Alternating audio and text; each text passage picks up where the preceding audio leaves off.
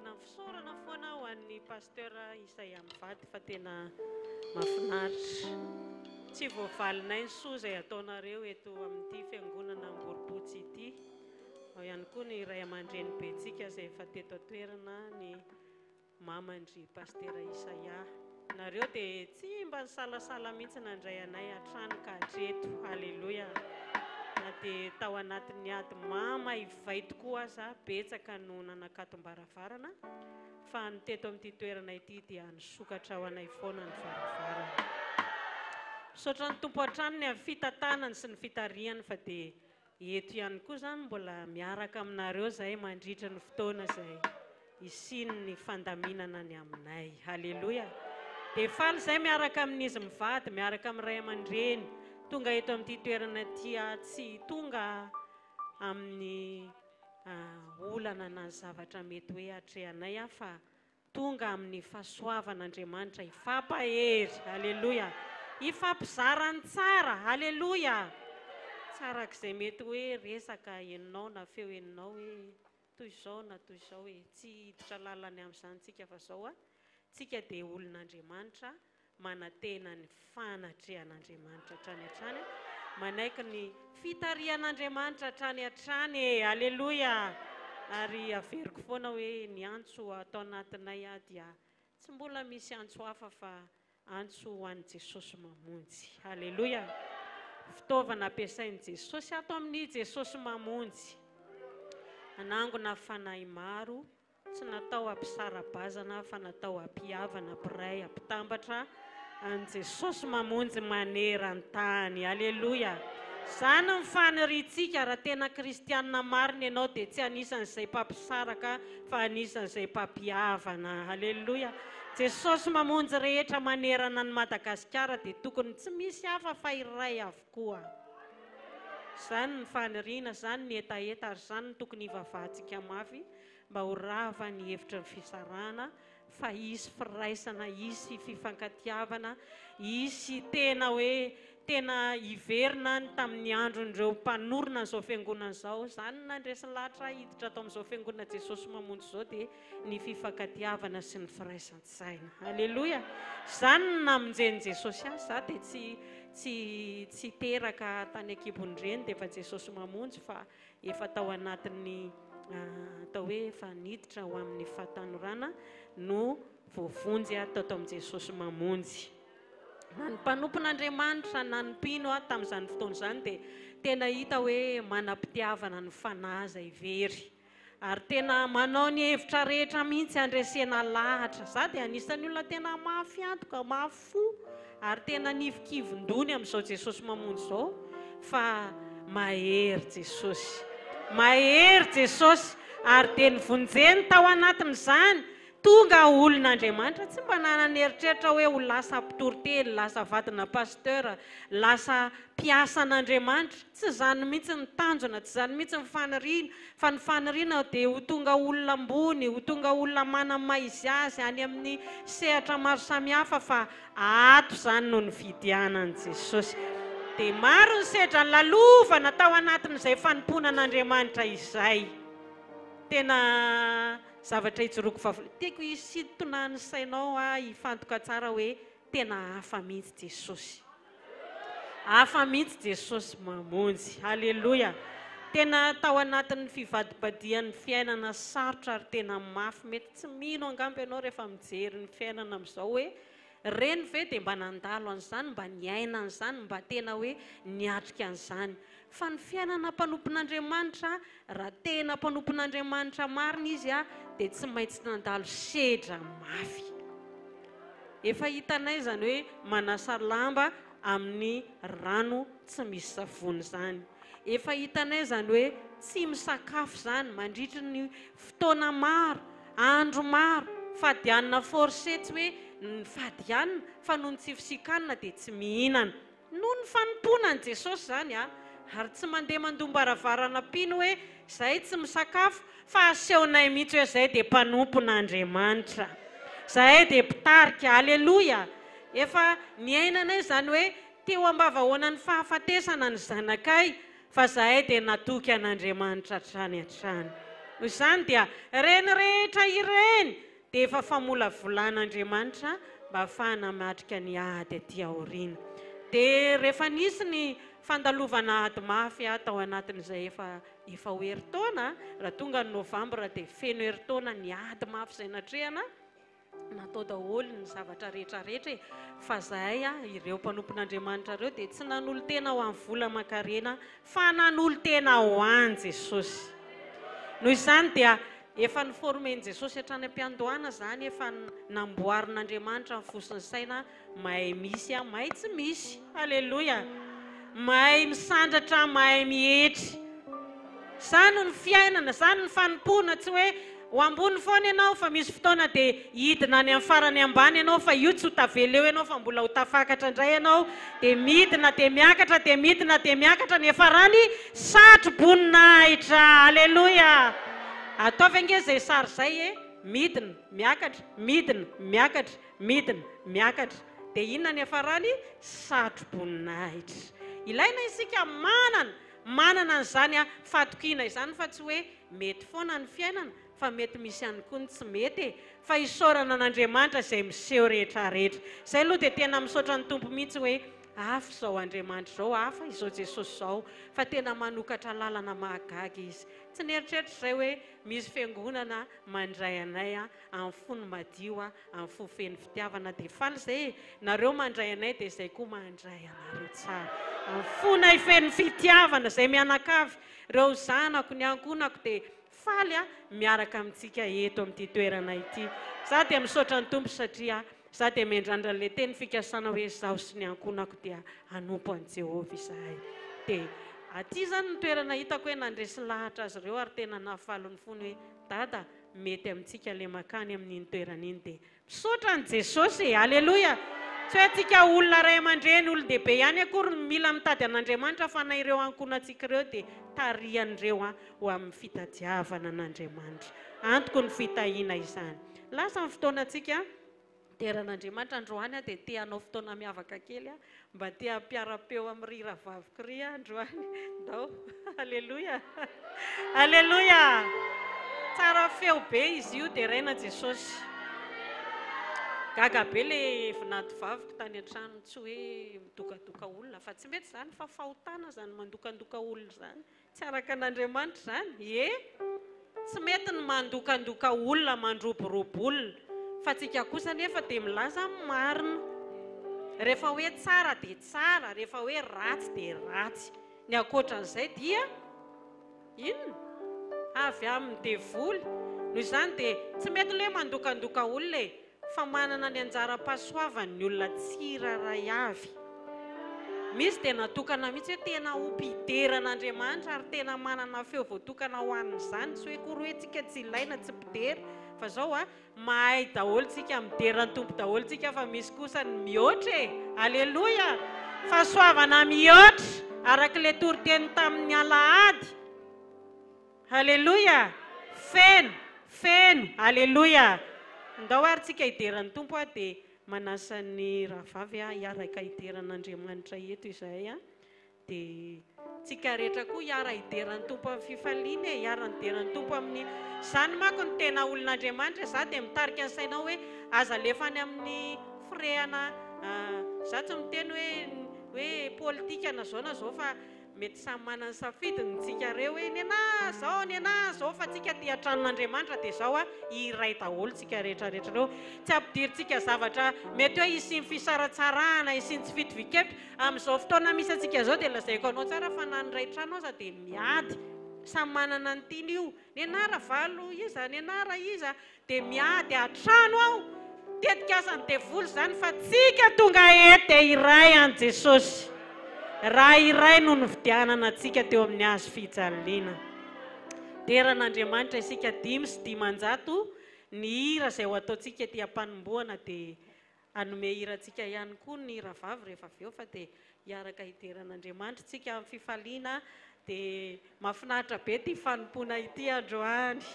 Ezahantsika mba tsy ho fanompom-pahazarana le fanompom-pahazarana dia le tahaka ny liturgia fahazarana sisy mihira dia mivavaka dia mihaino toriteny dia mirava ianao dia tiana fikasihan'Andriamanitra eo amin'ny fiainanao. Alleluia. Hira sika 5 misy 500 ny hira izay ho ataontsika dia atao amin'ny forehetra, atao amin'ny fifatohana tsara mba hisiany fanatrehan'Andriamanitra eo amin'ny fiainanao. Aleko manana an Jesosy.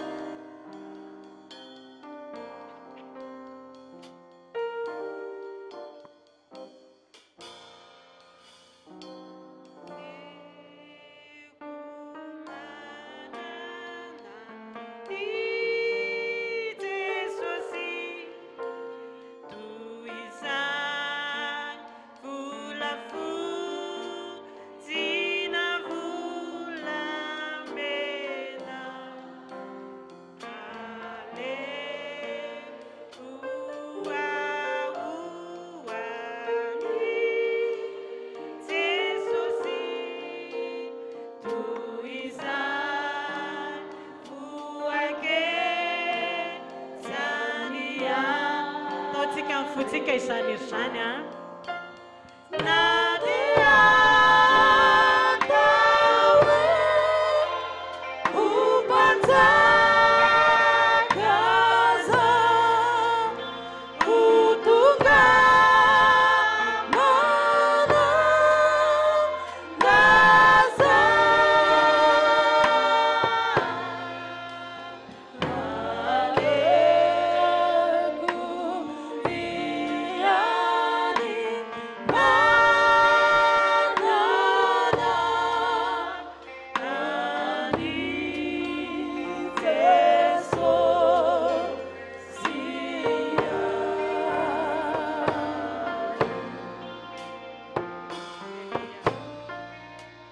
Aleo manana an Jesosy.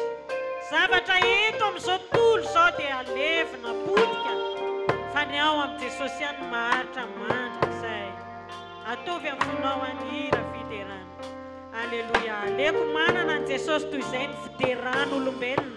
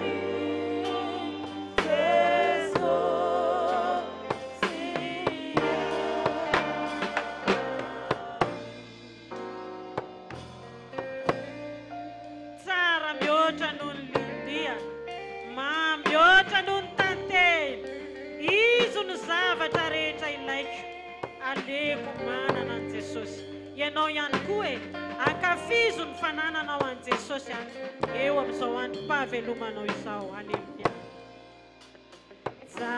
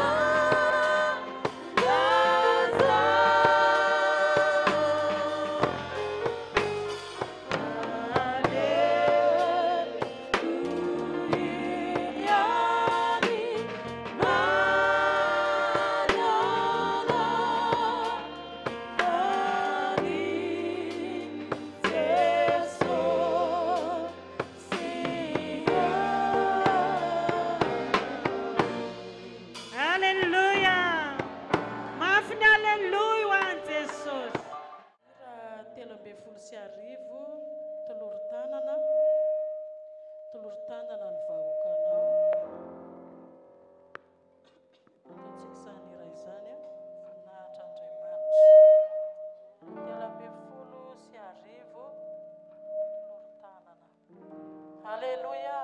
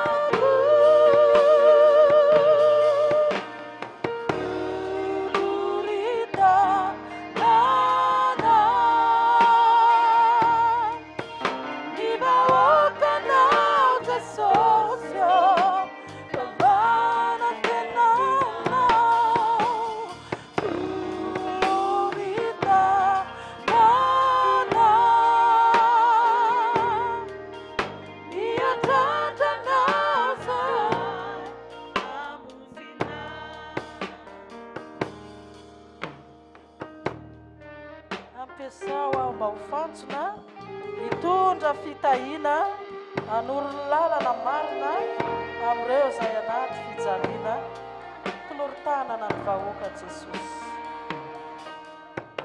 Ampiasao mba ho fantsona hitondrereo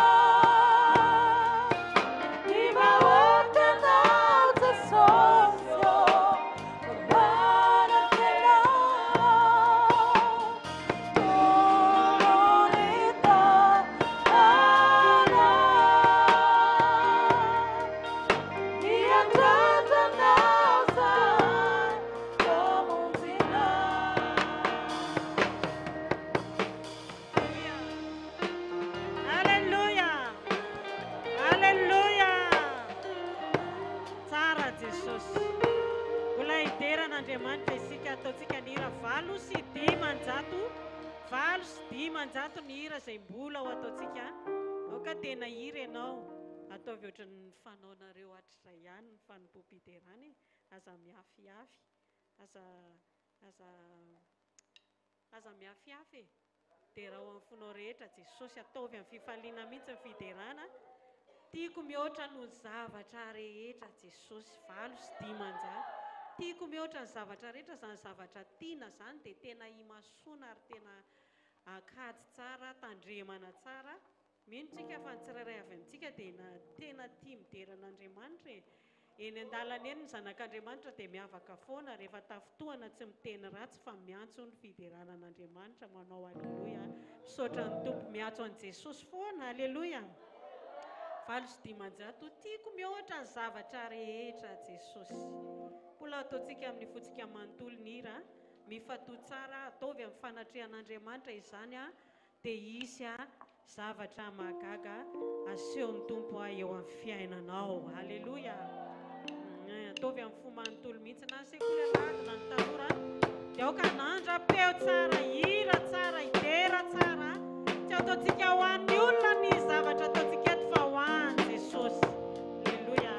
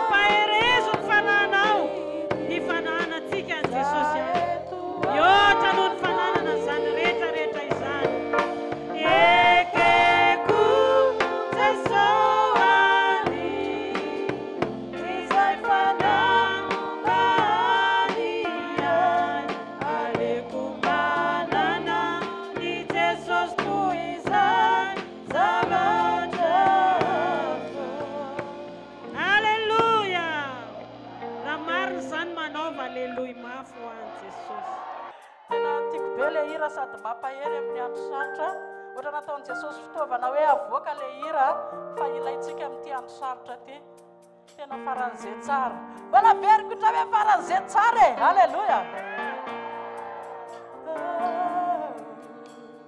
tao anaty aizinao no nantsohinao mpanota ratsy sy tsy mendrika nitsongainao navanao nanase unawane tsarana tao anaty aizinao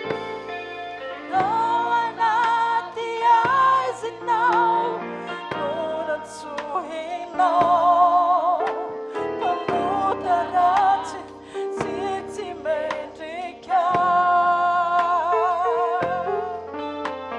nitsongainao navanao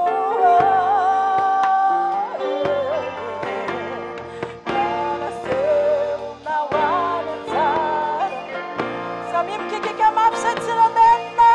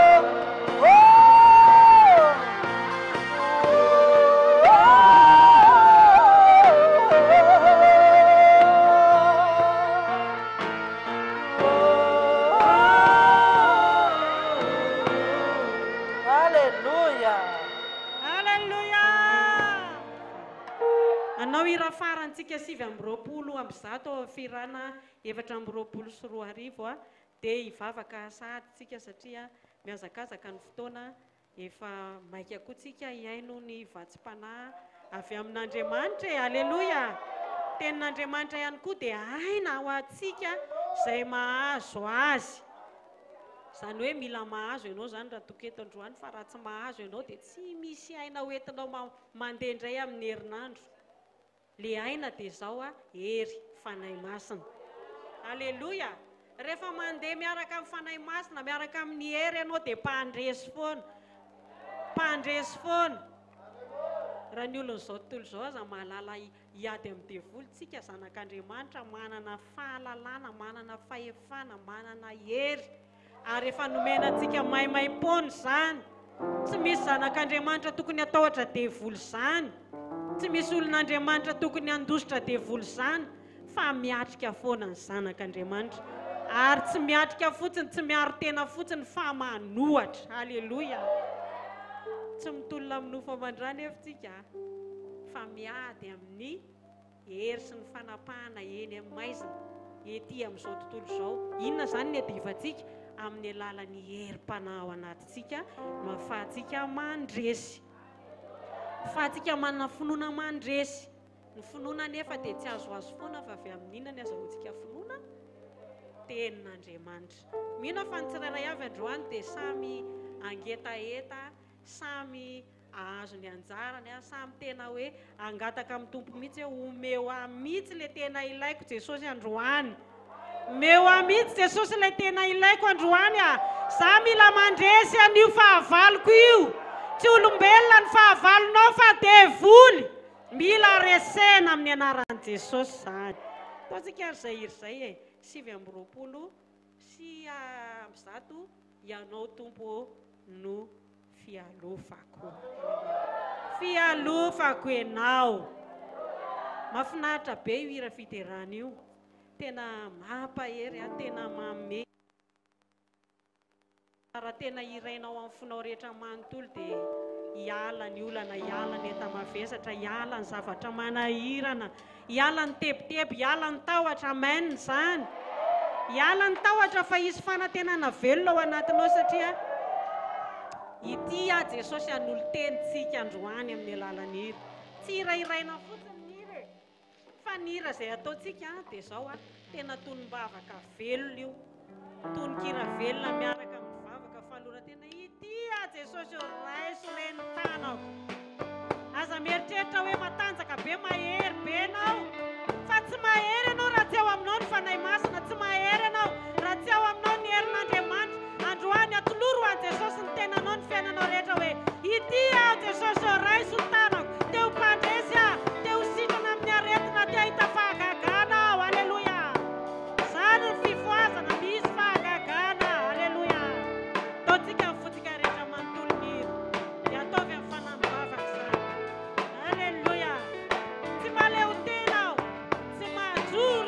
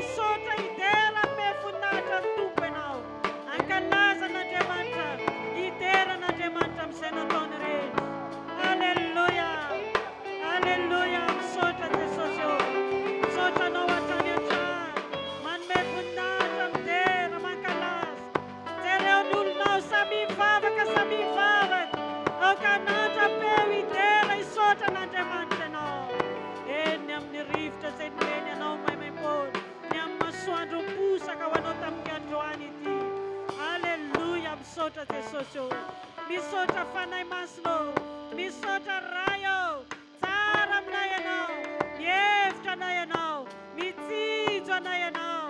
Eny mbola hoanao foana, mbola hoanao foana, mandrapatapitra ny fofonainay dia hanolo teny anao izay sitraka, anao izay mahafaly anao.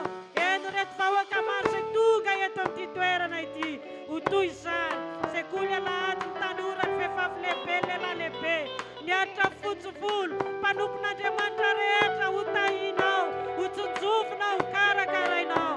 Alleluia. Tenena amin'ny alalan'ny vava-mpanomponao indray, tsy hiteny zavatra mihoatra fa izay tianao, izay sitraponao, en'izany olona saina ho tenenina indray amin'ity androany ity. Amin'ny anara maherin'i Jesosy, mandroana ny devoly samy mandroaka devoly, devoly manelingelina ny fisainana, manelingelina ny fifantohana, manelingelina ny fandrendesana amin'ny tenin'Andriamanitra. Amin'ny anara maherin'i Jesosy, amin'ny anara maherin'i Jesosy, amin'ny anara maherin'i Jesosy, amin'ny anara maherin'i Jesosy. Tononona ihafahefana, miala eto ny devoly, resy ny devoly, tsy manam-pahefana ny devoly, tsy manan-kerihery sy ny fahefana, resy eo ambanin'ny tana maherin'Andriamanitra izany. Miafo ny fanahy masina andoro, miafo ny fanahy masina andoro, faka mangity mitsimoka fafy Satana rehetra eto, tsisy ambina amin'ny anaran'i Jesosy. Alleluia. Misaotra Jesosy eo, misaotra Tompo. Tsy maleo tena, tsy majoro irery,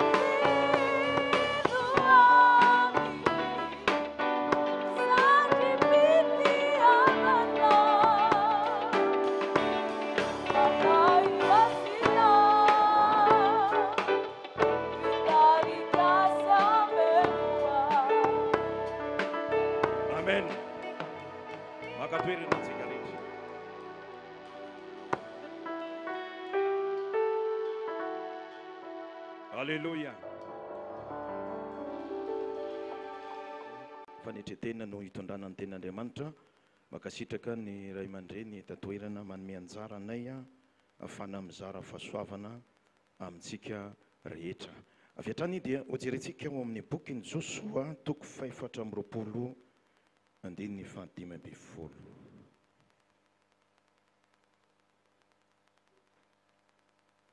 Josoa toko 4:20 andininy 5:10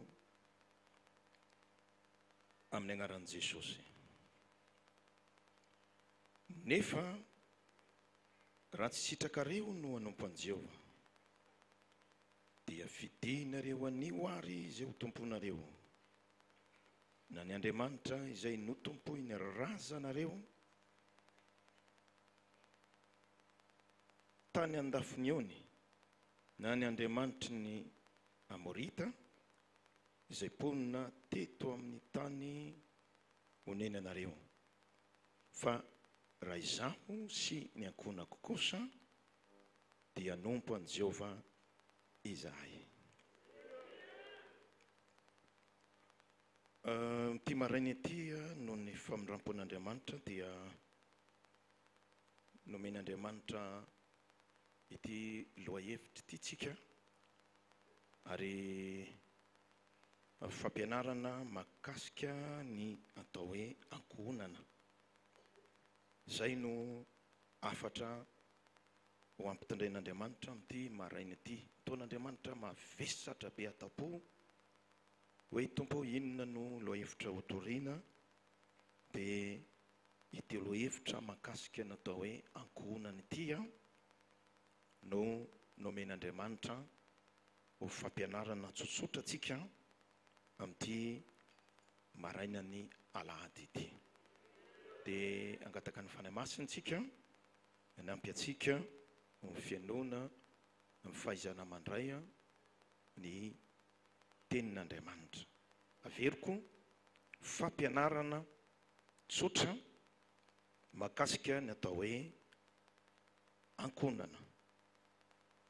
Mety misy ankonana tsy fantatro tongeto, mety manana olana, mety mahatsapy ianao hoe ianao no ankonana resy amin'ny fiainana, resy amin'ny fivelomana, ankonana mba te hitovy amin'ny ankonana rehetra ianao, fa mahatsapy ianao hoe misy lesoka be dia be ao anatin'izany tontolo ny ankonana izany. Mety misy aretina ihany koa ao anatin'ny ankonanao, mety misy tsy fisiana, mety misy zavatra maro izay tsapanao hoe tena ilainao ny fanampian'Andriamanitra manokana anao amin'ny fahatongavanao eto amin'ity Jesosy mamonjy amboripotsy ity. Androany misaotra ny tomposika omen'Andriamanitra antsika izany lohahevitra mikasika ny ankonana zany. Ery amin'ny famaranana ny toriteny dia asain'Andriamanitra izay hitsotro rano anao dia hivavaka ho an'ny ankonana rehetra izay tonga eto androany. Dia anasan'ny ray aman-dreny aho dia mba nomana hira pastera Isaia ery amin'ny famaranana, dia iantso azy mirahavavy ihany koa, dia ifandray tanana antsika dia hitsodrano anareo izay hivavaka ho an'ny ankonana rehetra. Ry havana, lay teny hoe ankonana dia averin'Andriamanitra amampolony ato anatin'ny Baiboly. Hoy Josoa manao hoe izaho sy ny ankonako anompo an'i Jehovah izahay. Boky ny Asan'ny Apôstôly toko 9:1-9:30. Ny resan'ny apôstôly manao hoe mino an Jesosy Tompo dia vonjena ianao sy ny ankohonanao. Averin'Andriamanitra matetika ato anatin'ny Baiboly manontolo lay teny hoe ankohonana. Raha miresaka ny amin'ny atao hoe ankonantsika dia tokony fantatsika hoe ny maankohonana ny ankonana ny fisin'ny atao hoe ray, reny, zanaka ao anatin'ilay tontolo ny ankonana. Averiko ny maankonana ny ankonana dia ny fisin'ny ray, reny, zanaka ao anatin'ny atao hoe ankonana. Zay maankonana ankonana, tsy ankonana ankonana raha tsy misy ray ao, tsisy reny ao. Boky ny Hebreo toko 12. Hebreo toko 12. Andiny fasivy. Amin'ny anaran'i Jesosy, ary koa isika dia manana ny ray ny nofontsika ho mpanafay antsika ka efa nanajazy tsy mainka va ny anekentsika ny ray ny fanahy ka ho velona isika. Jere tsara ao amin'ny baiboly dia mametraka ny fisiny ray anankitelo. Paoly dia nampianatra ho an'ny mpino hebreo manao hoe ray ny nofontsika izay nanafay antsika. Ray voalohany zany ray ny nofontsika dia papatsika miteraka atsika ara-nofo, zay natao hoe ray ny nofo. Ray aman-dreninao, papanao niteraka anao, rainao io, na mahantra io, na tsy manamboly io, na manahoana ny fari-piainan'io, rainao io, ray niteraka anao. Dia resan'ny Paoly eto koa natao hoe ray ny fanahy na ray ara-panahy. Ilay ray ny fanahy indray dia resan'ny baiboly eto hoe mpanompon'Andriamanitra, ray aman-dreny ara-panahy izay niteraka anao tamin'ny filazantsara. Alleloia. Izao ny fambara amin'ny Maty 7:7. Nareo hoy John mpanao batisa, asa manao anakapoe manana an' Abrahama ho rainay. Abrahama ray ara-panahy. John 9:9. Jesosy niteny tamin'ny Jiosy manao hoe Abrahama rainareo. Abrahama rainareo. Romanina 5:7. Paoly nampianatra ray ny firenena maro na ray ny mino i Abrahama, ray ara-panahy. Ao amin'ny boky ny Timoty 1:2. Nyresan'ny Paoly apôstôly ny amin'ny Timoty nampafantarana hoe tena misy natao hoe ray ara-panahy. Nanoratra izy mamanga ny Timoty izay zanako amin'ny finoana. Zay hoe teny izy hoe ray ara-panahy izy, miteraka tamin'ny Timoty tamin'ny filazantsara. Alleluia. Misy ny ray ara-panahy, misy ny ray ara-nofo. Le papanao izay niteraka anao, ray ara-panahy mpanompon'Andriamanitra, lelan'Andriamanitra izay niteraka anao tamin'ny filazantsara. Ray ara-panahy izy reny.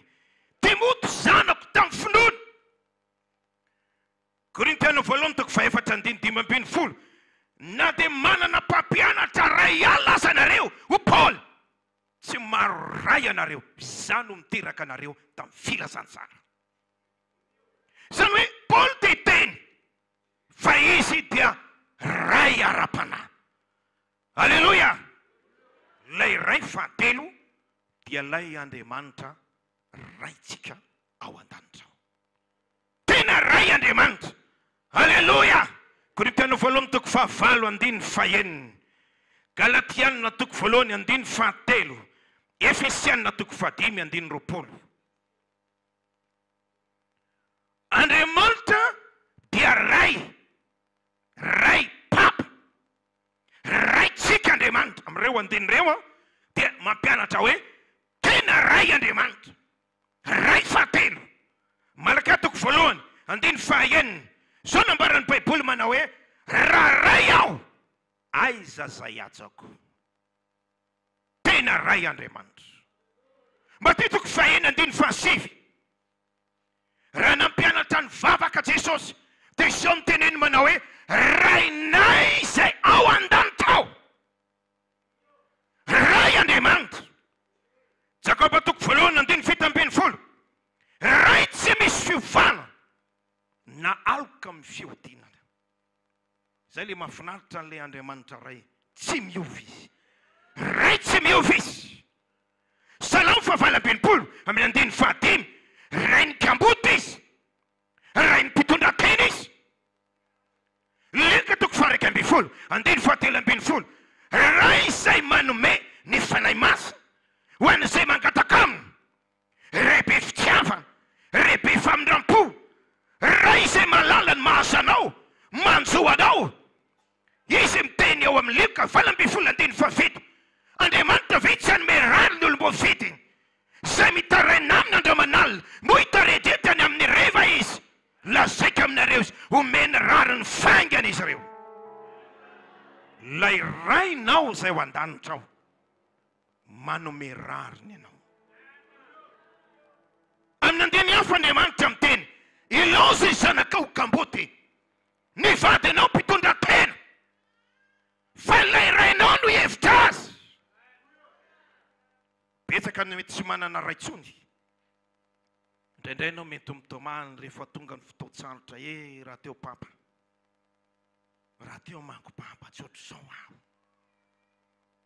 tomany ianao misety ianao taitovy amin'olona rehetra matsiaranao hoe misy fampangana eo amin'ny fiainanao androany ady teteny aminao mijery ianao fa misy ray tsara ray be fitiavana manome rano ranorana ho an-tsara fanahy sy ny ratsy fanahy Andriamanitra ny anarany tonga eto izy amin'ity maraina ity te hijery anao izy te hanasoa anao izy te hikarakara anao izy te hanampy anao Andriamanitra no anarany tadidiko io ty toe-javatra n'izy toerana anankiray fitezana zazakamboty école anankiray izy io dia nifangaro tao anatin'io école io nisy zazakamboty tao nisy kinefa manana ray aman-dreny dia zao zavatra nisy ry havana rehefa tonga ny fotoana vakansa fialan-tsasatra andeha hody daholo mpianatra rehetrarehetra dia tonga ny ray aman-dreny ilay mpianatra tondra fiara zany eo an-tokotany dia ozy ilay mpianatra iny datanay miazakazaka mameny data satria klasy mandry izy aiza ny entanao ndao vakansa aloha zao tonga ny anankiray maka ny ray aman-dreny maka ny zanany tonga ny anankiray falifaly fa nisy zaza tao tsy manana ray tsy manana ray aman-dreny to ivelany teo izy pitrapitra izy rotsaka ny ranomasina jery ny mpiara-mianatra amin'ny raisiny tatany raisiny ray aman-dreny andeha hoentiny fialan-tsasatra mena zay laina mena zay tiny fa reto zaza reto tomany izy ireo tomany izy sambatrinareo manana ray aman-dreny sasany tsy mazaka verina tana anatin'ny école tomany izy tsisy mpandray izy reto misy olona hitondra azy fizy tsy manana fa dia pitrapitra izy dia hitondray zany tsika dimy eto tsika zany tsisy mpikarakara tsisy mpijery tsisy mba mitondra ndao andeha vakansa any majanga any fianaratsoa tanatavy ry havanao tena misy olona mitovy amin'izany misy ankolana mitovy amin'izany tonga ny valim-potoana zay atsanovanao raha teto papa tsy ohatr'izao toerana misy tomananao anatin'ny olana tomananao anatin'ny ady androany ijeranao eto no mason'Andriamanitra misy rainao tsara fanahy ijeranao eto ialo ny vavaka ataonao anasitana naretanao amaly ny fitarananao raha izy tianao raha izy te hikarakaranao raha izy te hanampy anao raha izay anao manao amenna mafy be androany zany le raitsika ianao fe mieritreritra zao hoe tsy mahitanao eto Andriamanitra tena mahitanao izy mafantatra ny olonanao izy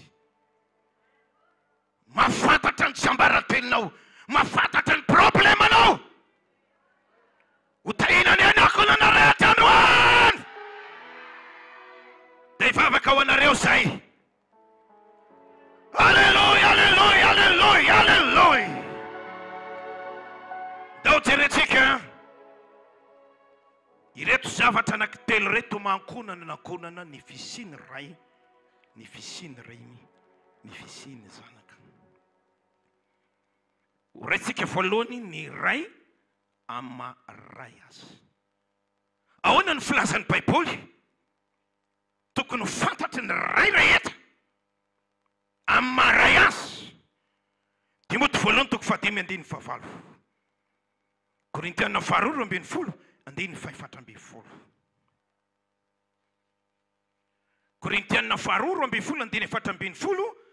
Resahan'ny Paoly ao, ny ray ozy miaro ho an'ny zanaka, fa tsy ny zanaka no miaro ho an'ny ray. Dikan'izany, ry ray mpianakaviana, ry ray ianao zany a no tokony ametraka zavatra ho an'ny zanaka ao. Izay ny ara-Baiboly. Ny ray natao ametraka zavatra ho an'ny zanany.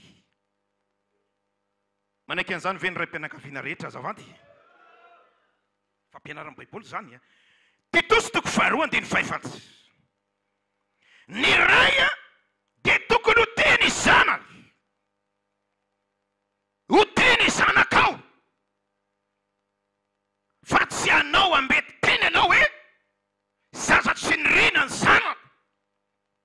Na hoe zany hoe tamin'ny ity zanakanaka anankiray ity efa programmany mihitsy tsy teraka fa accident zay, tsy mety zany. Aza manao mampiasa zany voabolana ohatry zany. Fa io zanaka io hatramin'ny fahakelezany misy eto, satria apetraka ao toy ny zaza tsy nirina, toy ny zaza tsy tena izy, dia misety foana izy. Isaky ny mamoaka an'izany vocabulaire zany, accident zay tamin'ny maratra izy. Ny ray tokony teny zanany, dia ray ny tompony amin'izany.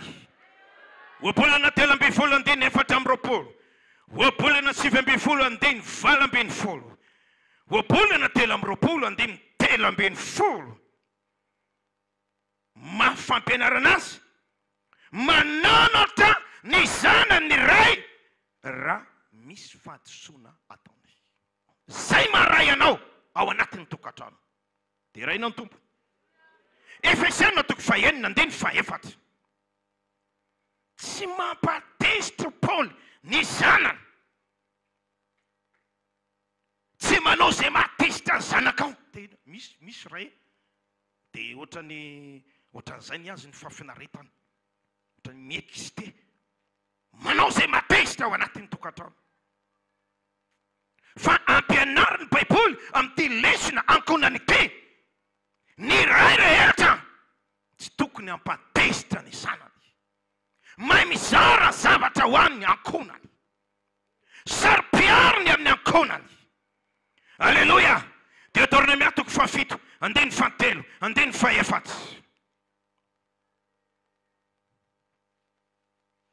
Deutéronomie 7, 7, 4. Genesis 4:20, 2 hatramin'ny 4, tahaka ny Abrahama nanome modely ny tenany tamin'ny asaro-piarony ny ankonany tao anatin'ny tokantrano.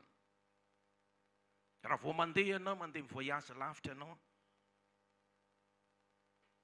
3 andro 4 andro, tokony hatsaranao any zay le ankonako, tena angama ny ankonako, malahelo ny ankonako, tao mba hiantso kely, manahoana ny zanako, manahoana ny vadiko.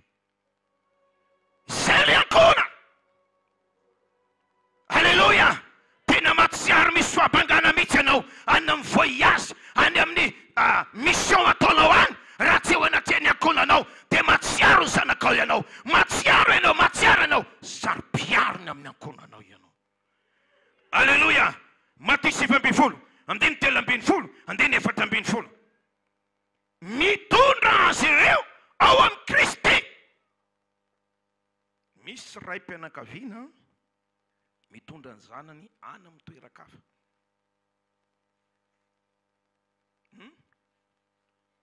Mitondra ny zanany amin'ny toerana tsy tokony ho aleha, fa maray mpianakaviananao ankohonana dia tokony tondra ny zanakao ao amin'ny Kristy ianao. Tondra azy amin'ny fotoam-bavaka, tondra azy amin'ny fotoam-pivirena, tondra azy amin'ny fampianarana sekolalady, mametaka azy ho voataiza tsara amin'ny soratra maso. Joela toko voalohany andiny fahatelo, Deutéronome toko faefatra andiny fahasivy. Ampianaro izy ny Andriamanitra tamin'ny zanak'Israely ny zanakao ary ny zanakao mampianatra ny zanany. Ianao zany amin'ny maharay anao no mampianatra ny zanakao ny sitrapon'Andriamanitra, mitory amin'ny fisian'Andriamanitra, mitory amin'ny fisiany elo, mitory amin'ny fisiany fisaran'Andriamanitra. Ianao no mampianatra, ampianaro izy, zay maharay devoiranao zany amin'ny maharay anao mampianatra ny zanakao. Misy ny elo, misy ny fitsarana, anao natao ampianatra ny zanakao. Salamo fahatelo amby zato, andiny telo ambin'ny folo. Ny ray dia tokony hiantra ny zanany. Dia raina ny tompo, fa tsy vao mihetsika kely misy ditra ataon'ny zanakao tonga dia efa mandaky ianao, tonga dia efa tefantsofina. Tsy fomba fitaizana zany. Izay nampianarina tao amin'ny sekoly ara-baiboly. Tadidiko tsara ny fampianarana nampianarin'ny tompokilahy Adolphe. Mizaza ho izy, raha vao zarinao vao mihetsika kely tonga dia efa kapoka, zatra kapoka ho izy ho zaza io. Tsy taitra tsony izy, na dia mampiorora zanao nao niany, efa fantany efa ho avy iny izy. Fa ny fomba fitaizana izy, mampitandrina anao avertissement voalohany, ianao dia mamerina ianao fandrondram-balamanao izy, deuxième avertissement, nao fantelo, zay ianao izy vao mikapoka. Fa ino izy tsy afaka ao an-tsaina izy hoe raha vao manao fandrony fantelo ho avy ny kapoka dia matahotra izy. Ny ray ampianarin'ny baiboly hiantra ny zanany. Alleluia. Na misy azany zavatra mety tsy mety ataony ankohonanao ao anatin'ny tokantrano, tsy avy an-trananao tonga dia efa pria.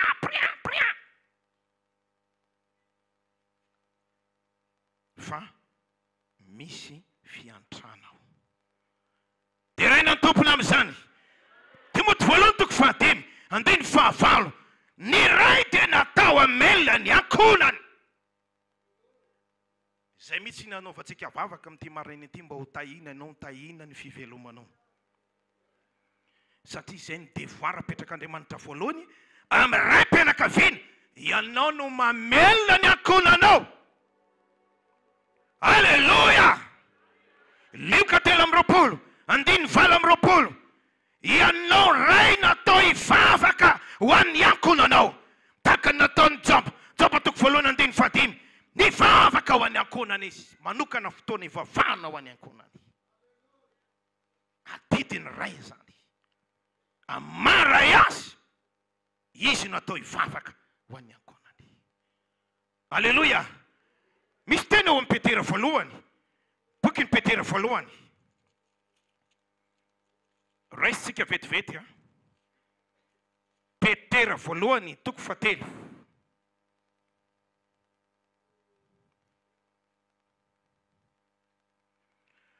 Andiny fahafito. Amin'ny anaran'i Jesosy, ray Petera telo andiny fahafito. Ary toy izany koa ianareo lehilahy, miara-midoeritra amin'ny vadinareo araka ny fahalalana, manajany vavy tahaka ny mety atao amin'ny fanaka malemilemy kokoa, sady mpiara-mandova ny fahasoavan'ny fiainana mba tsy voasakana ny fivavahanareo.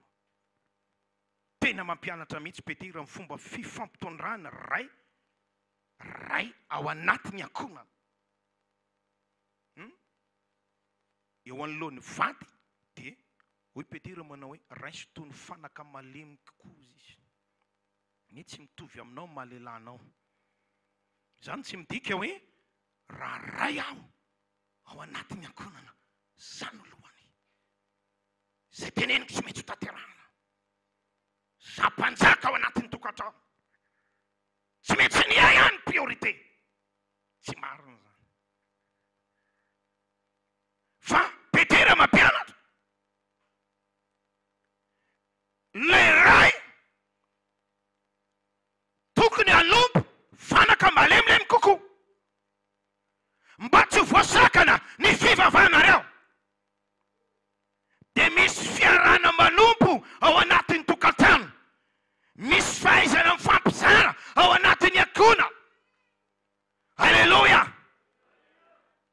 raisiko matetika isaky ny manamasina mariazy aho a hoe za zao olona avy any amin'ny sistany avy any avaratra any Adego any,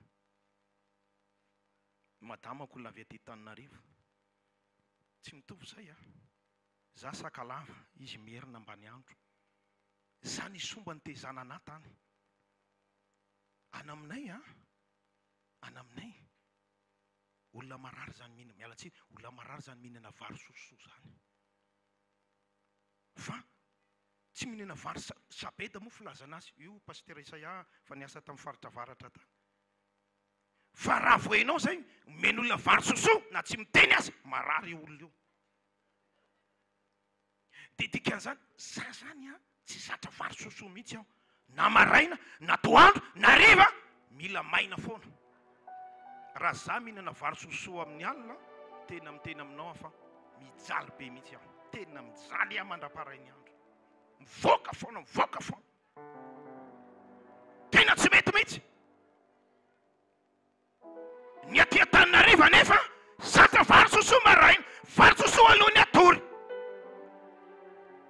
Dia rehefa ny fanambady zay a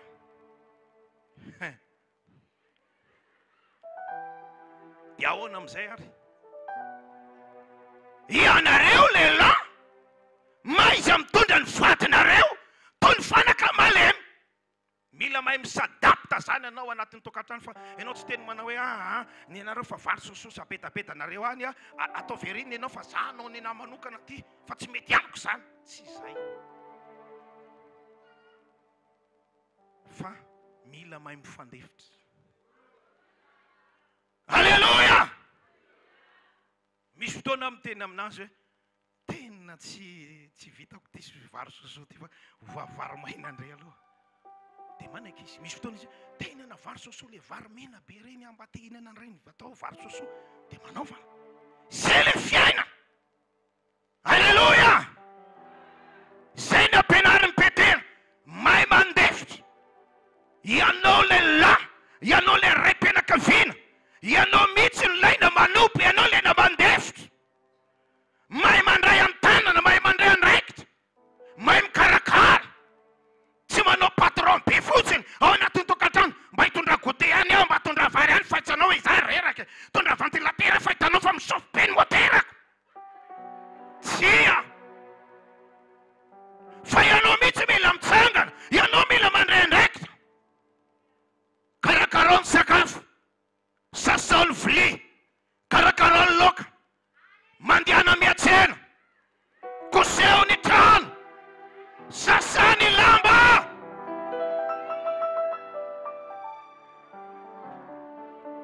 Na zay na be reto serereta. Frère, fiainantsika ne zany.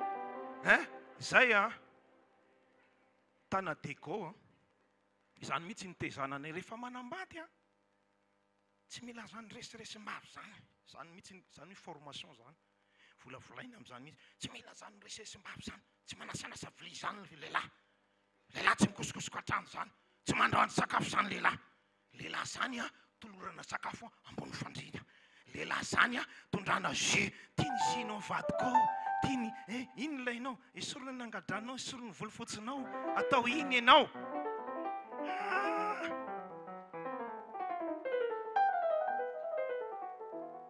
Debe tokantrano rava spotika. Fa o za matetika hoe rehefa nandray an' Jesosy aho, tsy niova fo fotsiny fa niova saina. Za misy fotoana anatin'ny tokantrano dia miteny amin'ireo, aloha karakarako ny laoka androany. Dia ozy ny ankizy hoe matsiro be indray ny laoka androany rehefa tata mikarakara. Attention, mahay mikarakara laoka aho. Za na za zao azy any mieritreritra manao hoe za manasa vilia ao an-trano. Inona ny problemako amin'izany? Sasako ny vilia, raisiko ny brosy-drano mikosoko an-trano aho. Pasteur anakoron-drano vedy ianao azy zany. Ia satria izany ny fampianaran'ny Baiboly. Dia raina ny tompo, Hebreo 2 mitotsika 2 ny ray dia tokony hitsodrano ny akolany, hitsodrano ny zanany isan'andro isan'andro. Aza hozona ny akonanao, tsofrano izy. Andeha hianatra ve izy, azo atao hoe ndany mandeha mianatra le badolabe ty, fa azo atao an'izany. Vao mandeha izy dia efa hozononao badola. Inona ny zavatra hainao eo tsy tondrombelona, tsy atao an'izany. Fandehana mandeha mianatra dokotera kelika, ministra kelika, ale tsofrano izy. Raha andeha hivarotra izy dia teneny tainy tomponao anaka, andeha be mitsenanao androany, tena hisokatra ny lalana, tsofrano. Ianao ray mihitsy mamoaka an'izany vocabulaire zany eo, tsofrano ny ankonanao. Dia jere tsara fa raha vao tsofinao rano gaga ianao verina avy any, dada mety be ntsena ny androany, tena mety be, satria ianao nitsodrano. Dia rena tompo, ndao resika ny reny amin'ny mahavady amareny azy ao anatin'ny tokantrano. Zay mankonana nankonana. Efesianina 5:20 hatramin'ny 5:20. Ny vehivavy na ny renim-pianakaviana dia tokony anaiky ny vadiny, tokony ho tia ny vadiny. Ny olana mitondra fisara-panambadiana be dia be amin'izao vaninandro misy antsika izao, 90% ny rarana amin'ny tribunal divorce. Ny antony mihena le fitiavana, mihena le fitiavana. Ka ianao tokony tia ny vadinao. Alleluia. Efesianina 5:13 manaja azy, tsy mamingavinga azy. Atidy ataony reny zany, aza manonao anarapitaka lehilahy. Alleluia. Manaja. Raha misy vehivavy raha vao tolorana zavatra izy, tiako be dada, tiako dada, dada, tandremo tsy mahazavatra ozy, koto koto koto, tonga dia tonony mikoto izy. Fa mila manaja ny vadinao ianao, tsy mamingavinga azy. Petera 2:9 sy ny 7, mifampiaina, mifampitarika amin'ny fifanomezam-boninahitra, mifanaja. Alleluia.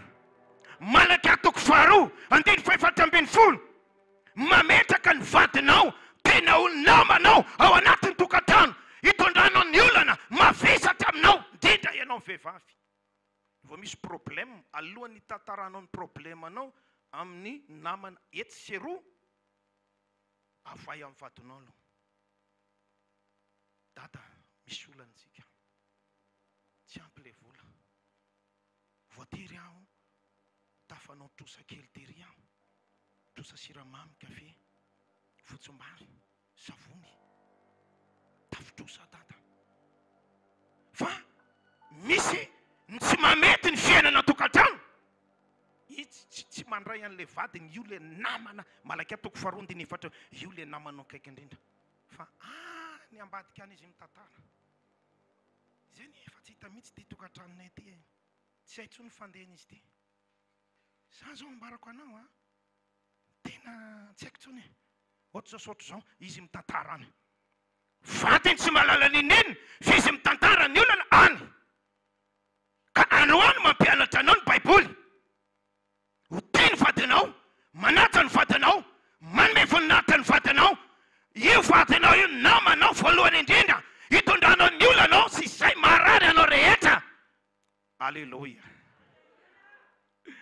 Alleluia.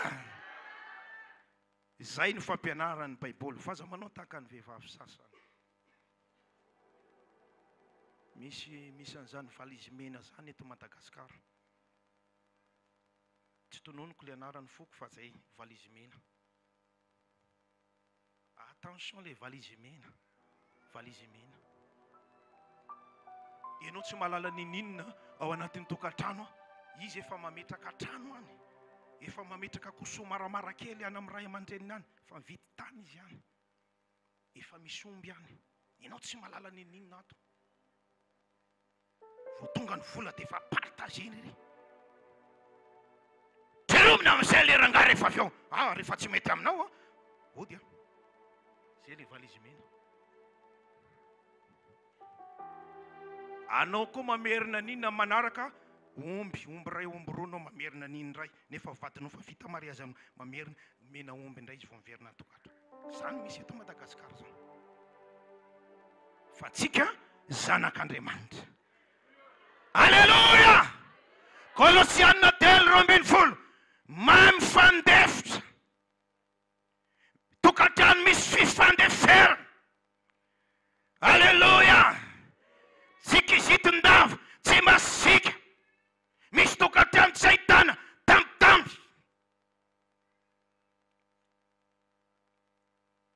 Sakay kely rano vao miona dia miady fandramana. Riavana tsy mety zany. Fampitsaratsara ao anatin'ny tokatrano, mivoaka tokatrano tsy hita zay atao. Lehilahy mitonantonana, tsy mitondra vola mody, variana mitety fotsiny ty, Tananarivo ity isotry Ndavoangy, voateny daholo quartier rehetrarehetra. Inona zao no entiny tony avy any? Tena misy manao an'izany. Fa tsika zanak'Andriamanitra tsy mifampitsaratsara. Rehefa misy zavatra tsy zaka, fampiresaka. Inona ny tsy zakanao, inona ny tsy mety aminao, ndao iresaka. Dialogue. Alamina ny fiaina. Alleluia! Fa raha izany no izy dia ho tain'Andriamanitra ny ankonany. Mahay mifandefitra, mahay mifanaja, mahay mifankaty, mahay mifampitondra. Manokana fotoana mihitsy ivavahana ifadiana hanina ny mpivady ao anatin'ny tokantrano. Mahafinaritra be ny programan'ny pastera fifadikanana 40 jours. Hiakatra tendrombohitra Sinay. Tena hitondra valim-bavaka anao amin'io. Mandray sanjara. Alleluia! Zava-dehibe ny fahaizantsika ray reny mahafantatra ny devarantsika. Dingana anankiray farany dia vavakitsika. Ny zanaka amankonana amazanaka azy. Inona ny tokony ataonao amazanaka anao? Misy zanaka be dia be eto, sekolalady, tanora. Inona ny tokony ataonao amazanaka anao? Exodus 3:20. Manaja ny rainao sy ny reninao, mba ho maro andro ianao amin'ny tany izay nomeny Jehovah Andriamanitra ao anao. Manaja ny ray aman-dreninao. Na dia tsy manam-bola azy izy, tsy afaka mamatsy anao amin'izay ilainao azy, aza tevatevaina. Io ny reninao, io ny rainao. Ajao. Manaja ny rainao sy ny reninao. Aza manevateva, aza mamingavinga, aza miteny manao hoe zany rineny efa zavatra tany amin'ny des années 60 zany tenenao zany, amin'izao kehitriny zao inge tsy zany tso rineny, dia lasa maniratsira ray aman-dreny ianao. Tsy mety ajao ny ray aman-dreninao. Oabolana 1:9, 9:7, Kolosianina 1:3, 9:20. Miaino ny ray aman-dreninao rehefa mananatra anao izy. Ino izy? Ankatoavy ny anatra zay omeny. Alleluia! Fa ianao za miteny manao hoe nanirineny kio dia efa doctrine be, nanirineny kio dia zany foana no atao mankaleo sofina mihitsy ny mandray ny teninareo rineny. Fa rehefa mananatra anao ny ray aman-dreninao, ankatoavy izy. Ankatoavy. Dia reny tompo, Leviticus 7:10, 7. Ny zanaka tokony atahotra ray aman-dreny. Efesianina 1:1, ny zanaka tokony ankatao ray aman-dreny. Timoty 2:3, 2. manozy Paul, mano raisy reny, zany hoe manaja ray aman-dreny tokony ataony zanaka zany. Timoty voalohany toko 5 andiny 4 mamaly soa ny ray aman-dreny. Ianao olona fa miasa ianao, rehefa mody avy anam-piasana anao mba mitondra sokola kely ho an'ny papa sy mama. Aza miteny anao reraka be ary neny inona ny masaka ato, fa mba tokony fantatrao zay ataonao, encouragenao ny akonanao, mba mitondra pain au raisin kely, mba mitondra mofo dipaina, mba mitondra zavatra tiany ray aman-dreninao. Fa za miteny aminao fa tena mahasotra any ianao. Mamaly soa ray aman-dreny. Alleluia. Mafantatra zay tokony atao. Rindeny ary dada, inona ny banga, inona tsy misy, inona ny anampinanareo atatokantrano, tokony ataony zanaka zany. Terena ny tompo, izao sy ny ankonako anompan Jehovah izay. Ho tahin'Andriamanitra ny ankonana rehetra eto amin'ny Jesosy mamonjy talata velona. Dia ho zanaka tsara, ho ray tsara, ho reny tsara, fianakaviana sy ankonana tsara. Androany kizay dia hivavaka ny raim-pianakaviana sy ny renim-pianakaviana rehetra, mba ho aminareo ane zany osotry ny ray aman-dreny zany. Le osotry ny ray aman-dreny, osotry ny fandresena, osotry ny fisokafana, osotry ny fahombiazana amin'ny zavatra rehetra, ho ataon'Andriamanitra aminareo ane zany. Dia ho tanteran'Andriamanitra le teny manao hoe saorana ane Andriamanitra amin'ny alalan'i Jesosy Kristy, zay manome antsika fandresena isan'andro isan'andro. Dia ho voarainao le osotry ny fandresena, osotry ny maray, osotry ny mareny, tahaka ny tao amin'ny Abrahama, tao amin'ny Isaka, tao amin'ny Jakob, tao amin'ny Davida, tao amin'ireo olona masina maro samihafa, zay nivoaka tamin'ny fandresena. Dia ho tsofina rano ianao, hivoaka sy hiditra ao amin'ny fandresena amin'ny anaran'i Jesosy. Tsy manao tahaka ny raim-pianakaviana maro izay tsy manana an' Jesosy. Miditra ny tokantrano dia aty, mama vaviany manangana aty amin'ny ankonana. Za efa nahita maso, tena mamono ty raim-pianakaviana ty, sady mandaka, totondry, mangamangana le tareny le vehivavy. Dia rehefa avy ao lazainy fa tsy tiany, lasa antitra hoany, lasa zao miziana nefa nanao an'io. Tsia tsy ho zanany ny raim-pianakaviana sy ny renim-pianakaviana eto amin'ny Jesosy mamonjy. Ho ray sy ho reny manana ny osotry ny fahombiazana, osotry ny fandresena, osotry ny fisokafana mahagaga. Ho ataon'Andriamanitra amin'ny raim-pianakaviana sy ny renim-pianakaviana rehetra, ho tahinana izay aman-dreny toriterika no any amin'ny anaran'i Jesosy. Vavaka ho anareo zay, tianay ny ankonana rehetra eto amin'ny Jesosy mamonjy ho tahin'Andriamanitra. Tianay ny ankonana rehetra ho mahomby, ho tokantrano modely, iriny olona, ho fantatry ny olona hoe tena misy Andriamanitra reny, tena misy Jesosy reny. Tazany olona ivelany, tazany olona mifanomponao, tena vehivavy, tena misikina ianao, manana fahasoavana ianao, tsy kivy ianao, tsy ketaka ianao. Lehilahy manana fahasoavana ianao, manana ny fanahy masina ianao, manana ny herin'Andriamanitra ianao. Dahoary vavaka ho anao zay. Manasa pastera, efa nanao manahira ve pastera Isaia dia tsodrano an'ireto ankonana reto isika. Ho tahin'Andriamanitra ny raim-pianakaviana sy ny renim-pianakaviana rehetra eto amin'ity fiangonana ity. Dia manasa anazy amin'ny rahavavy ihany koa, dia ifandray tany amintsika, dia hivavaka ho an'ny ankonana rehetra. Ho tahin'Andriamanitra ianao, tahin'Andriamanitra manomboka izao fiainanao sy ny fidiram-bolanao rehetra. Ny Maranatha dia hozy taniny. Nao hira alohantsika. Ataontsika ilay hira azamba mandalo ary ao anatin'izay izay dia angatantsika mba hifampitantana isika rehetra. Somary teritery ny eto aloha eto ary isika rehetra inoko fa samy te ray fitahina avokoa. Alleluia, alleluia. Ifandray tanantsika rehetra engavy azy miravavy mba hitsangana eto aloha eto miaraka mitsangana eto aloha eto ao anatin'izany iray izany dia isintona n'Andriamanitra antsika tsy andalo eto fotsiny ane.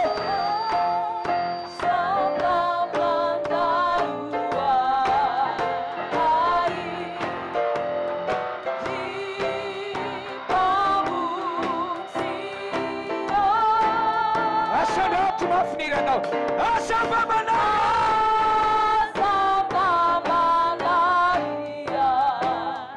hai se asanda tsika ni tala cigarette asanda tofu vipa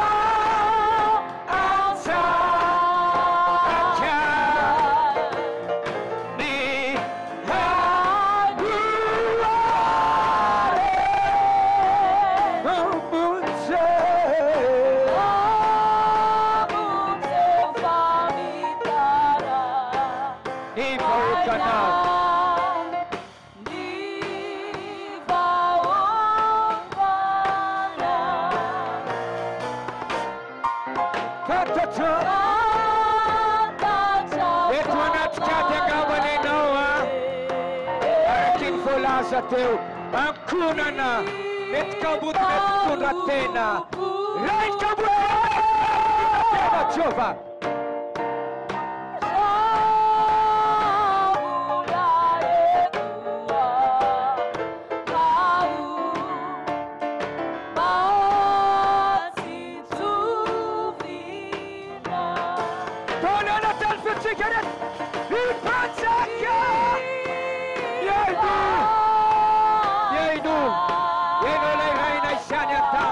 Manto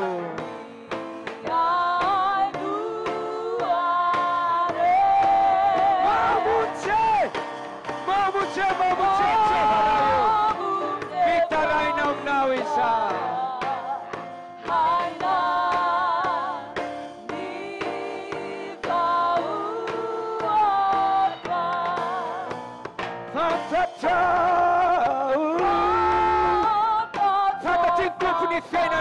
Fanta tumpony zava-miafinao, fanta miteny io alahelonao io, ety miankiny indrindriny irerenao mitomany ireny, ety ny rainao amty saina ty, amankanao ane izy, arasainao izy, hitsidika amin'ny tokantranonao. Rifatsaka pasaka mi hanuare mamutse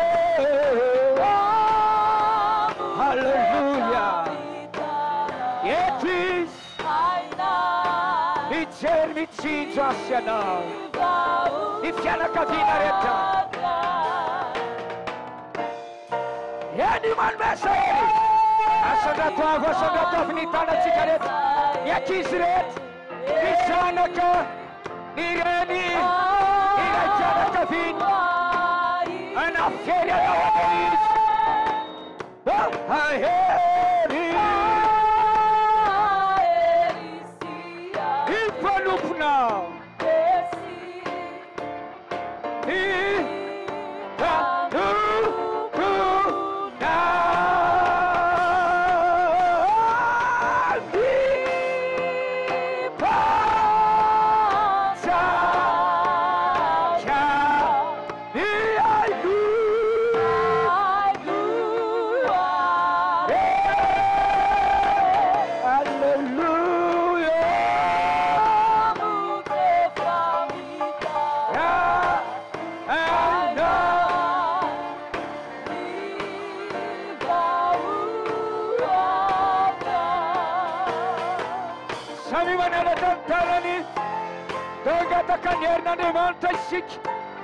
alohan'ny tsofanay rano anareo tsirairay avy samy mamboraka ny ady samy mamboraka ny alahelo tsy fisiny lasa ao am Jesosy ny olanao mety misy akizika ambody tonga eto misy reny mpianakaviana losany ray mpianakaviana mivavay ianao jereo atompo erakizy samy mivavaka amin'ny fondretra tiana ianao amboraka ny olanao eo anaty tompo raha misy fitondra tena eto manana raha ianao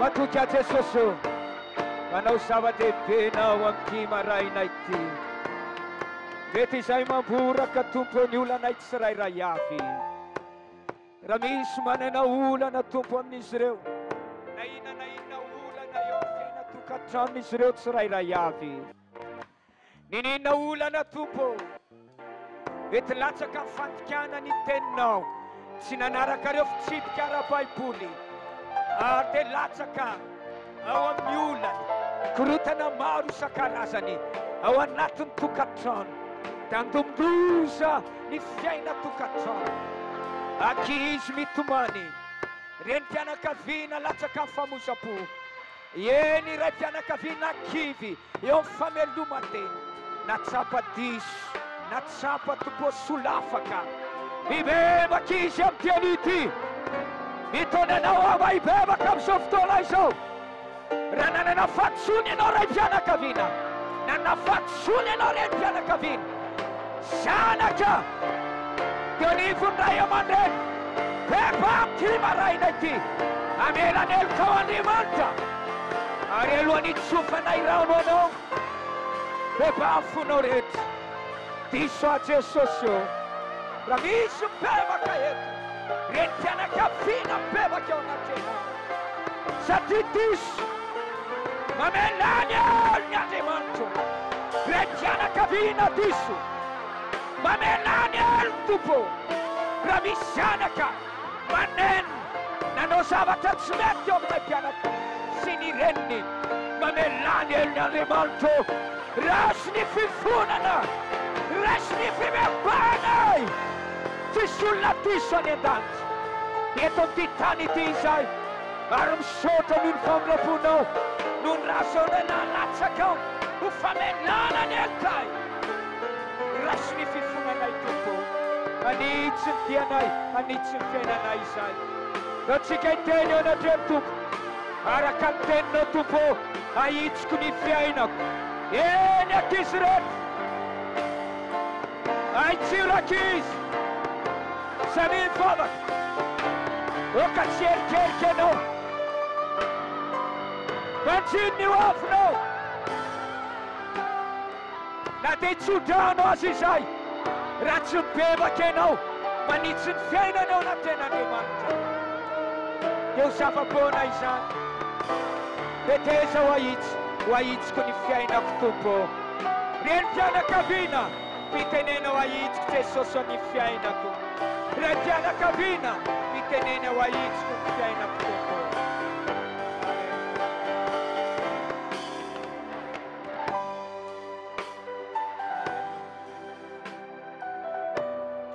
ray malalo ny banjy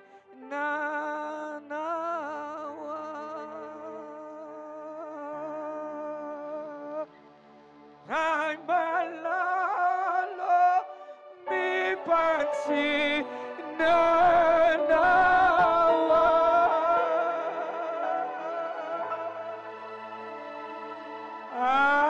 anao ni fiainaku makala sanawa ray malalo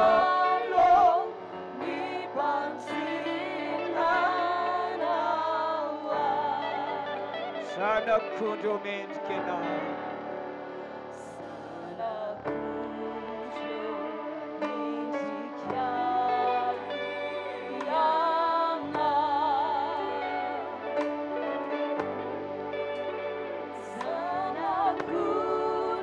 anatin'ny sany iray zany a dia miangavy ny ankizy rehetra izay tonga eto a mba handroso eto aloha eto a fametra-tanana ho anareo izay a ny ankizy rehetra angatana mpampianatra sekolelady a mba handahatra andreo ankizy reo a eto aloha eto amin'izao fotoana izao reny mpampianatra sekolelady andamin'andreo ankizy reo a ny tanora ao aorianan'ny sekolelady a fanaio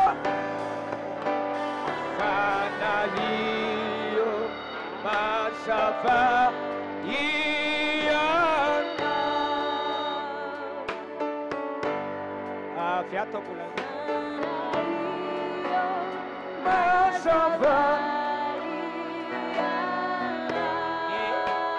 ny mpampianatra sekolady mba mandaminandreo ankizy reo a angakanganareo a ary sy makaty ny ankizy ato mbola malalaka avy ato a aiza mpampianatra sekolelady angakanganareo a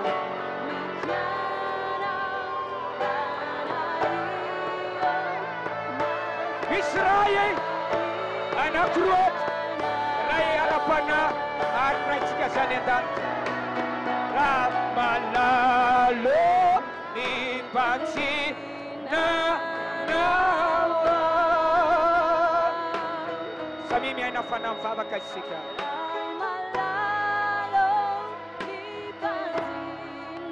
rakizya raisy nitsodrano a itsodrano anareo a izay tsindro mandalo a eo amin'ny fiainanareo zao mivavaka ary izay amin'ny anaran'i Jesosy amin'ny anaran'i Jesosy tsodrano ny ankizy rehetra zay tsodrano azy ireo amin'ity maraina ity vonjenao ny fanan'izy ireo naovanao zava-dehibe sy magaga fanahy masina le hiasa ao amin'ny fiainany sofina rano ny mpianatra rehetra ny ankizy mpiasa rehetra laveo alohan'ny favalo resy ny asany maizina ho tanora ananany maizy azy sekolalady ananany maizy azy ianao ny tazina mivoaka namiditra amin'ny anaran'i Jesosy amin'ny anaran'i Jesosy amin'ny anaran'i Jesosy ny vavanay ho an'ny sekolalady ny tanora rehetra amin'ity vavaka spesialy fitareny fanahy masina ity sofina rano reto zanakay reto ankonana rehetra ireto andresy amin'ny anaran'i Jesosy resy ny aretina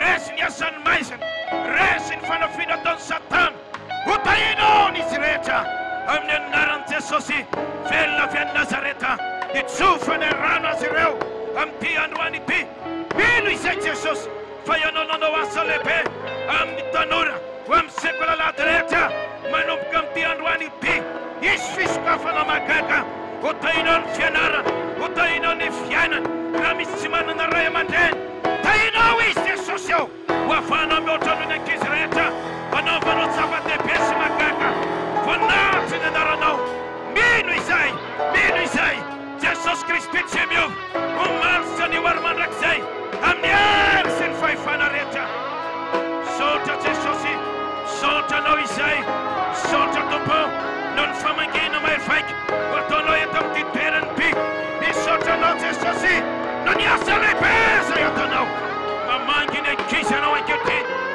manendry azy miasa eo amin'ny fiainany manao zava-dehibe sy magaga ho voninahitsy ny anaranao misaotra tompo engany mba ho tahinao ao engany mba ho tahinao ao Alleluia Alleluia engany mba ho tahinao aneny sekolalady tahinao aneny tanora rehetra nalana vavy mpanesa amin'ny anaran'i Jesosy misaotra Jesosy ao no ny fahasoavana zay ny zaranao misy anjara ho an'ny vehivavy lehibe sy lehilahy lehibe ihany keo androany engany ka ho tahinao angavy anareo rakizy a mba sy toerana tinay nitsodrano iretrakapiana rehetra ny faritaniko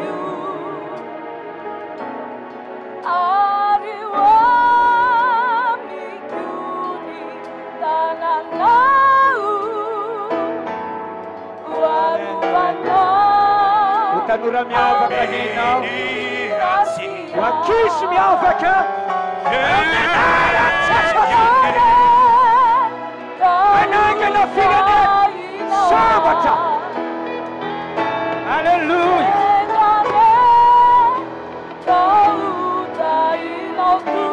Jesosy ny ao an-tsara alofanao agnatanao reny fianakaviana marito reny fianakaviana rehetra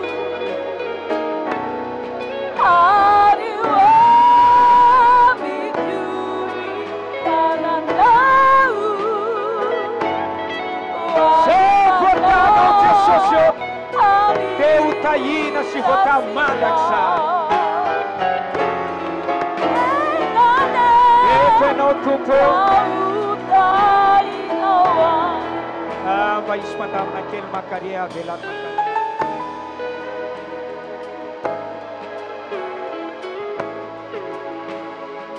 misy mandamina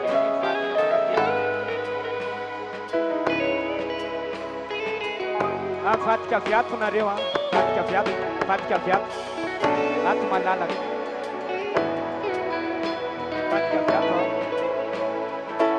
vatika viato milany ato vatika viato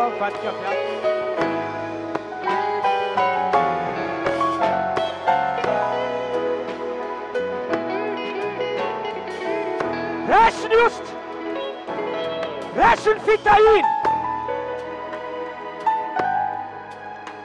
manana ray mety mpitondra tena venao mety miadirery eo anatin'ny tokantrano venao tsy manampy anao ve ny vatinao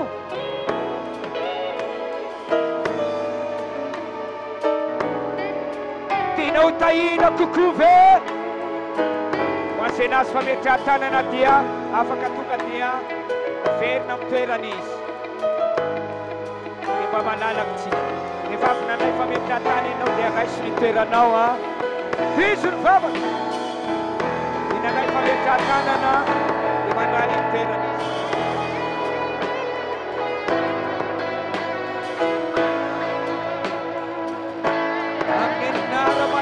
Jesosy Kristy lay Jehova tompony maro hitsofanay rano ireny fianakaviana rehetra ho tahaka ny fitahiny Rebeka nitaranan'izy ireo any azony vavadiny favolo ho tahinany ny taranakiny maro tahaka nitahinao Mariane no hitahinao azy tahaka nitahinao ny tokantrano ely sy le any nitahinao azy amin'ny anarany Jesosy amin'ny anarany Jesosy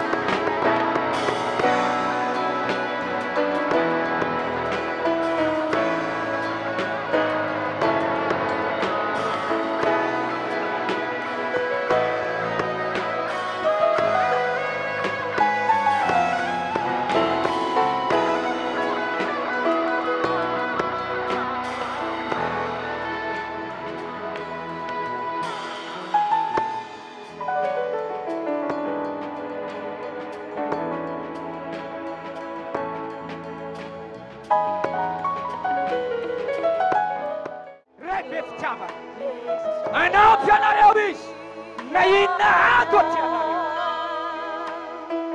tsy rery anareo manana an'Andriamanitra eo Jesosy anoana anareo raisiny azy aza manaraka ilombiando raisiny atitrana tsanganao tsanganao andro ny firenena tsanganao andro ny ankonana